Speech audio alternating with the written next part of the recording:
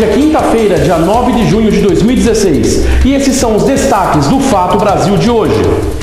Câmara aprova PEC que recria a DRU. Comissão Especial de Impeachment no Senado começa a fase de depoimentos.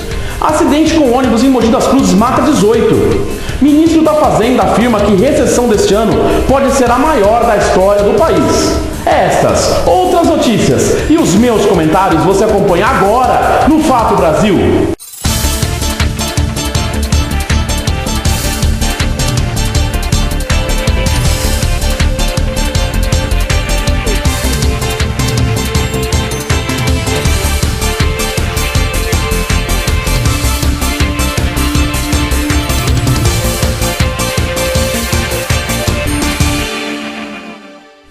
E estamos começando mais um Fato Brasil aqui na WTV. Muito obrigado pela companhia, pela audiência. Muito obrigado por estar assistindo a nossa programação. E você vai começar a notar, como já tem notado, novos programas e tudo mais. Muita coisa bacana está vindo aqui para a tela da nossa WTV Brasil. E vamos começar o programa de hoje com a corda toda, porque em Brasília não para, né? E essa quinta-feira fria aqui em São Paulo. Eu estou com frio até aqui no estúdio, mas nós vamos lá. Vamos bola para frente, vamos para as notícias. A Câmara aprova a PEC que recria a DRU. É o que nós acompanhamos com a repórter que vai dar maiores explicações de como foi essa sessão. Olha lá. O texto principal foi aprovado com 340 votos a favor e 96 contra. Na sequência, o PSOL e o PDT apresentaram emendas para tentar retirar da desvinculação as receitas da assistência social, que incluem aí a previdência e o pagamento de aposentadorias. Mas essas duas emendas foram rejeitadas. A base de apoio do governo interino disse que os investimentos na assistência social não vão ser reduzidos. O texto agora segue para o Senado e, se for aprovado como está, permite ao governo federal, a estados e aos municípios investir até 30%, investir livremente, 30% da arrecadação até 2023. No Senado, a DRU também precisa passar por 2 votações. Pois é, né? Eu não sei, eu fico me perguntando se essa manobra fiscal que recria a DRU realmente vai ser algo que vai ser bom para o governo federal. Essa é a minha dúvida. Eu tenho umas ressalvas em relação à nova política econômica desse governo que é interino. Mas a gente fica de olho, vamos ver como é que vai ser. Mas eu não vejo com bons olhos isso daí não. Mas vamos continuar acompanhando o caso. E a Comissão Especial do Impeachment no Senado começa uma nova fase, a fase de depoimentos. Pois é o que nós vamos entender no VT agora. Olha só. Já são mais de 9 horas de reunião. A comissão deu um breve intervalo durante a tarde de cerca de 1 hora para que os senadores pudessem ir ao plenário, onde estava tendo uma votação. E para hoje estava previsto que 4 pessoas dessem depoimentos, testemunhas de acusação. Nesse momento está falando o auditor do TCU, Antônio Carlos Dávila. Ele disse que as pedaladas foram uma conduta gravíssima e que o governo usou instituições públicas para fazer o financiamento de políticas públicas. E hoje também falou o procurador do Ministério Público no TCU, Marcelo Oliveira. Ele falou mais cedo. Vamos ver. Logo no início da sessão, o ex-advogado-geral da União, Eduardo Cardoso, esclareceu que o ministro Ricardo Lewandowski negou a inclusão dos áudios do ex-presidente da Transpetro, Sérgio Machado, com políticos na análise da comissão. Lewandowski alegou que a delação está em segredo de justiça. A decisão do senhor presidente do Supremo Tribunal Federal vai na linha de não deferir o recurso por força do sigilo. E a maioria dos membros da comissão rejeitou o pedido da defesa de Dilma Rousseff de realizar perícia nos documentos do processo de impeachment. 2 dos autores da denúncia contra a presidente afastada, Miguel Reale Júnior e Janaína Pascoal, defenderam que a perícia não é necessária. São técnicos concursados, não tem nada de partidário nisso, então é mais um indício de que esse processo está sendo procrastinado. O processo julga a responsabilidade da presidente afastada sobre os créditos suplementares e os atrasos de pagamento do Plano Safra.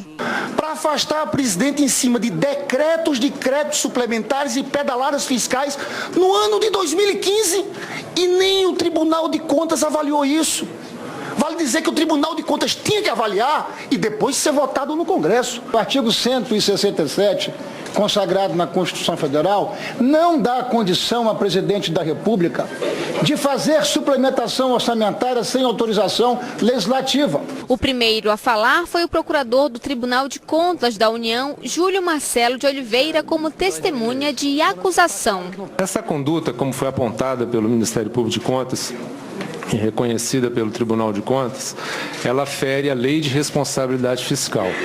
No entender do Ministério Público de Contas, configura uma violação, uma operação de crédito, e esta conduta foi rechaçada e condenada pelo Tribunal de Contas da União. Depois do término dos depoimentos, começa a fase de interrogatório da presidente afastada, mas ela não é obrigada a comparecer.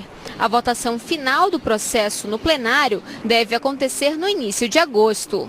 Além da defesa, que no Congresso a presidente afastada esclareceu ao Supremo Tribunal Federal por que afirma que o processo de impeachment é golpe. A notificação foi feita pela ministra Rosa Weber a partir de uma ação enviada por deputados contrários ao governo Dilma. O documento entregue ontem ao STF reitera que o impeachment foi um golpe e cita diversos estudos. Um deles afirma que a palavra golpe se refere a novas formas de destituição ilegítima de um governo democraticamente eleito. Pois é, né? Eu só gostaria de deixar um adendo em relação à questão do impeachment. Nós, nas últimas semanas, assistimos provas que nos levam à verdade de que realmente esse plano do impeachment da presidente Dilma Rousseff foi orquestrado e não foi por causa das pedaladas fiscais.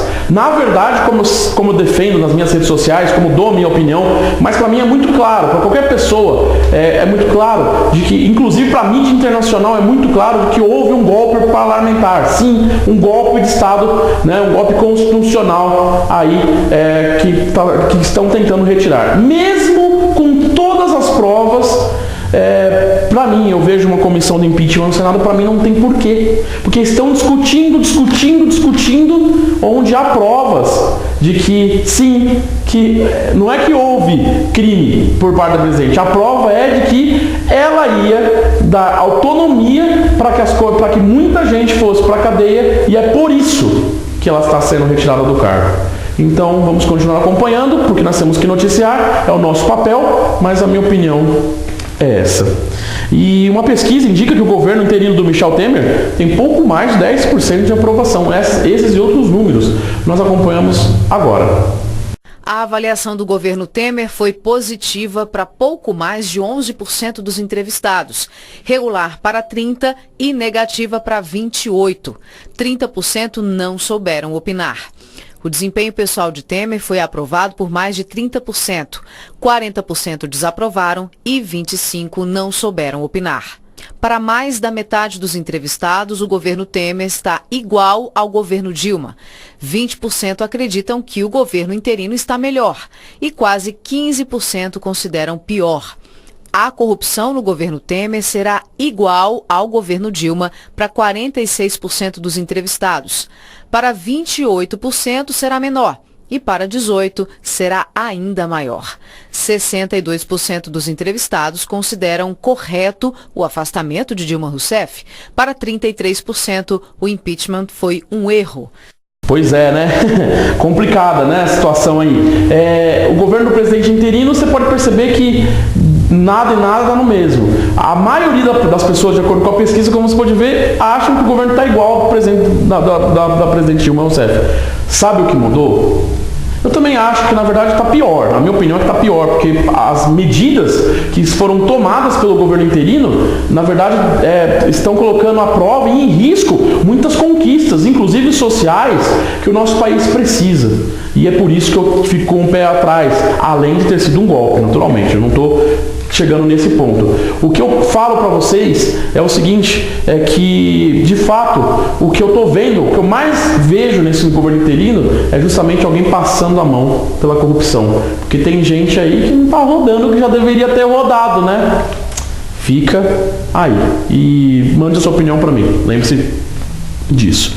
E professores da USP, se uniram a estudantes em um protesto em frente à cidade universitária. Aconteceu hoje, vamos dar uma olhada aí. A manifestação começou por volta das 5 da manhã. O protesto foi contra o corte de ponto de funcionários e professores que estão em greve, contra a suspensão da negociação salarial e ainda contra o que os trabalhadores chamam de desmonte da universidade, que inclui a terceirização dos restaurantes e o fechamento de creches. Durante o protesto, os manifestantes também chamaram a atenção para a precarização do atendimento no hospital universitário. O hospital já deixou de oferecer alguns serviços com a perda de mais de 200 funcionários desde 2014. Pois é, lembrando que esse protesto, o foco maior do protesto era justamente a tirada de verba da USP, né? E inclusive a demissão de pessoas do hospital universitário, que não está mais funcionando, o pronto-socorro não funciona mais no período da noite, por falta de funcionários. Os funcionários foram mandados embora e não foram recolocados. E isso está fazendo com que o hospital, que já não funcionava bem, funcionar pior ainda. E é um hospital universitário, né, que teoricamente deveria ser uma das referências, ao menos uma das referências para o atendimento público aqui da nossa cidade de São Paulo. Nós vamos continuar acompanhando os protestos que acontecem em São Paulo. E veja a seguir aqui no Fato Brasil, o estádio Mané Garrincha está interditado, pois é. E o ministro da Fazenda afirma que a recessão deste ano pode ser a maior da história do país. Sério mesmo? Não brinca. Daqui a pouco eu volto com essas e outras notícias. Fica aí, é rapidinho, só um pouquinho, já volto.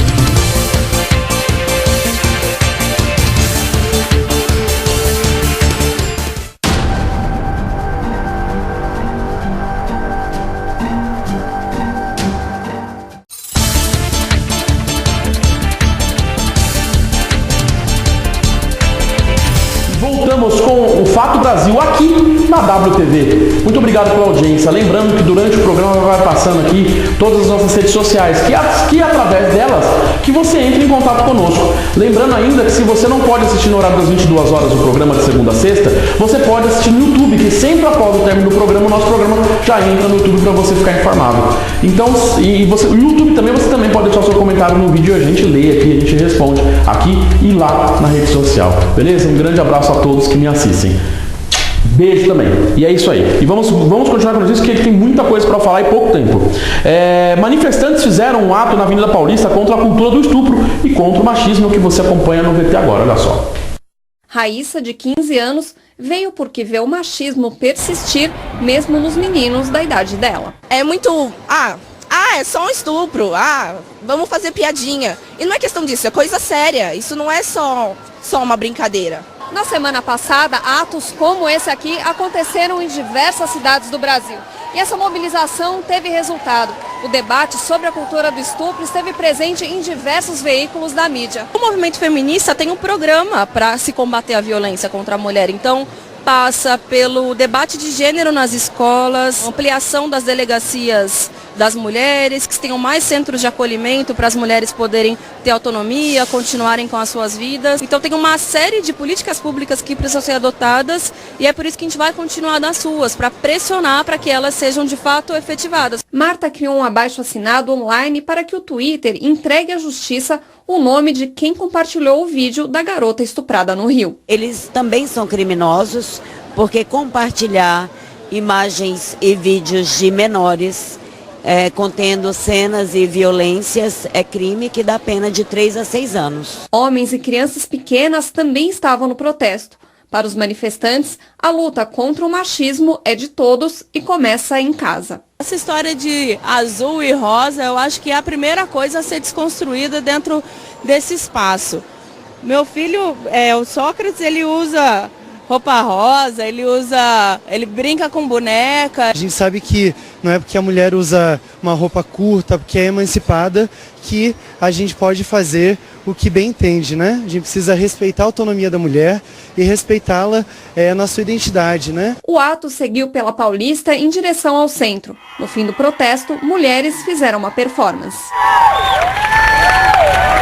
Apoio esse protesto, porque de fato nós temos que pensar em maneiras de acabar com a cultura do estupro, porque é algo que está enraizado no país e ontem eu fui muito incisivo nos meus comentários acerca disso. Vamos avançar, mas muito boa iniciativa nesse protesto e que esse protesto sirva para que a nossa sociedade cresça a fim de terminar de uma vez por todas com essa cultura do estupro no nosso país. Chega. É isso. E nós vamos agora para Vargem Grande Paulista, que foi uma das cidades mais afetadas pela forte chuva que caiu nos últimos dias. Foi lá nessa região que houve os tornados aqui e tal. E o repórter vai nos atualizar. E o prefeito falou também hoje à tarde com a equipe de reportagem da TV Brasil. E nós vamos exibir agora. Olha lá. Grande Paulista acompanhando a limpeza da cidade. Mas a gente observa que ainda tem muita coisa para ser feita. A calçada aqui ao meu lado, por exemplo, olha só a quantidade de entulho, de telhas que foram quebradas pelo vento aqui na calçada. E esta casa, bem aqui na frente, o telhado dessa casa, olha, continua parcialmente sem telhas, é bastante trabalho, os moradores vão levar ainda bastante tempo para conseguir colocar a cidade de volta ao normal, do jeito que era antes. Mais cedo eu acompanhei também como está a limpeza em outras regiões aqui da cidade. Vamos ver. Lona no lugar do telhado é a solução de alguns moradores para voltar para casa. Cristiane mora com mais 8 pessoas nesta casa. 3 são crianças. Foi difícil, foi complicado, hein? Porque de repente veio aquela chuva assim, mas não foi muito forte. Veio aquela ventania, aí já desmoronou tudo, né? Caiu o telhado das casas. Na casa da frente, a situação é ainda pior. O telhado e as paredes desabaram. Isso aí vai ficar muito complicado. Ninguém, por enquanto, tem que chamar um pedreiro para ver se tem que continuar para cima ou de acabar de derrubar. E o vendaval atingiu também áreas comerciais. Esta rua foi devastada. Este é um dos locais mais atingidos pelo vendaval. Aqui funcionava uma borracharia, que ficou completamente destruída. A parede aqui, por exemplo, terá que ser demolida. O teto foi levado e máquinas foram danificadas. Luiz Cláudio estava trabalhando na hora e diz que nunca viu nada do tipo. A gente começou a torcer o ferragem do outro lado da pista, foi quando nós vimos que 2 telhas soltou. Quando soltou, nós já começou a correr. Quando começou a correr, já invadiu o ar, levantou esse tapete de borracha que está no chão, que é pesado, já foi derrubando tudo ali. Tinha um carro no elevador, sorte que não caiu em cima da gente, nós ficou caído no chão ali, esperando passar. Aí quando passou, que nós foi ver o estrago. Aqui, bem ao lado da borracharia, esta empresa era totalmente coberta. Só restaram escombros. Já neste local, funcionava uma loja de móveis rústicos. Não sobrou nada. O carro, que estava estacionado na hora do vendaval, ficou soterrado. Na rua, praticamente tudo foi atingido. Nesta outra loja de móveis, o proprietário calcula um prejuízo de R$300 mil. Destruiu a parte de frente inteira, né? Inteira, a parte da loja destruiu inteira, destruiu muito móveis e agora sem contar que a parte de produção vai parar aí pelo menos por uns 30 dias, né? Essa que é o prejuízo maior, que não vai produzir. E 124 famílias tiveram casas atingidas pelo vendaval. Aqui ao meu lado está o prefeito da cidade, Roberto Rocha. Roberto, qual é a situação, a tua avaliação da situação da cidade? Boa tarde. Realmente houve muitos estragos, os ventos foi muito forte, causou grande prejuízos aqui para as pessoas e para a prefeitura também, atingiu 2 escolas, né? Mas nós estamos com toda a equipe e da prefeitura aqui trabalhando, principalmente da Secretaria da Assistência Social, que já fez todo o levantamento das famílias atingidas. Já tem uma parceria também com a Defesa Civil também do Estado de São Paulo, que também tem ajudado bastante e vai estar atendendo a toda a população. Inclusive, só temos uma família abrigada aqui no ginásio de esporte e declaramos aqui um estado de emergência, no qual eu já fiz o decreto e já está valendo, e estamos tomando todas as providências para aqui solucionar esse problema e atender a limpeza da cidade, enfim, para voltar à vida normal a todos. Como a prefeitura está ajudando a população? Eu soube que tem colchões, cobertores, como que é isso? Isso, a Defesa Civil do Estado de São Paulo também nos atendeu e estamos aí, vamos distribuir aí colchões para todas essas famílias que já foram previamente cadastradas. Nós vamos ter aí 28 cestas básicas, as famílias mais necessitadas. E também agasalhos, chinelos, também para atender essas famílias, que está sendo distribuído hoje à tarde a essas famílias. Pois é, complicada a situação aí em Vargem Grande Paulista e região. E o Estádio Nacional de Brasília, o Estádio Mané Garrincha, foi interditado pela Justiça, devido àquela briga que aconteceu no último final de semana entre torcidas. Ele ficará interditado até que haja um plano de contingência para esse tipo de acontecimento.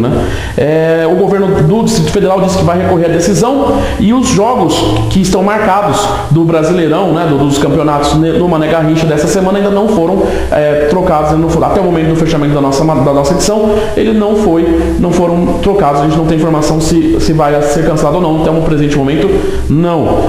Lembrando que nós gastamos muito dinheiro, até mais do que estava programado para a reforma deste estádio, e agora está aí com problemas ainda. Que coisa! Meu Deus, a gente nunca acaba esse pesadelo. É incrível. Vamos continuar acompanhando esta situação, E vamos agora para o nosso giro internacional, Nosso giro internacional, onde na Síria, ataques das forças do governo deixa pelo menos 15 mortos. Olha lá. Os bombardeios atingiram bairros controlados por grupos rebeldes que querem derrubar o regime do presidente Bashar al-Assad. Barris de explosivos caíram perto de um hospital. Dezenas de pessoas ficaram feridas. Também na Síria, essas imagens mostram a comemoração de rebeldes que reconquistaram Naréa. A cidade era um dos principais redutos do grupo Estado Islâmico. Os rebeldes lutam com a ajuda da coalizão liderada pelos Estados Unidos. No Iraque, segundo a ONU, 90 mil civis estão retidos em Faluja, cidade ainda dominada pelo Estado Islâmico. Desde o fim de maio, Faluja está cercada pelo exército iraquiano e não recebe suprimentos há cerca de 6 meses. É complicado, E o ministro da Fazenda afirma que recessão desse ano pode ser a maior da história do país. Não brinca, Olha só o VT. Cerca de 150 empresários defenderam as medidas que consideram importantes para a melhora da economia. O presidente da Federação das Indústrias de São Paulo, Paulo Scaff, pediu menos juros e impostos. A confiança, ela pode ser realmente criada de uma forma sólida, com algumas ações de travamento dos investimentos, das concessões, das parcerias público-privadas para a infraestrutura e o crédito para as exportações. O ministro da Fazenda, Henrique Meirelles, disse que os gastos públicos acima da inflação causaram a desestabilização na economia. Em maio, o índice oficial de preços voltou a ganhar força e ficou em 0,78%. No ano, o IPCA já acumula alta de 4,05%, próximo da meta. Nós estamos vivendo a crise mais intensa da história do Brasil. Não será surpresa para muitos analistas se a contração, a recessão desse ano for a mais intensa, a maior, desde que o PIB começou a ser medido no início do século XX. Temer agradeceu a presença dos empresários, mas não se comprometeu com os pontos sugeridos. Ele lembrou a aprovação da meta fiscal para demonstrar sintonia com o Congresso e reiterou a necessidade da aprovação da proposta que limita os gastos do governo. Estamos apresentando na semana que vem, Meirelles, aquele projeto de emenda constitucional que limita os gastos públicos. E como disse o Meirelles, em qualquer casa, se você ganha 1 e gasta 2, num dado momento, você precisa parar, fazer alguns sacrifícios para retornar a gastar apenas 1. Nós precisamos recuperar esta equação paritária entre a receita e a despesa.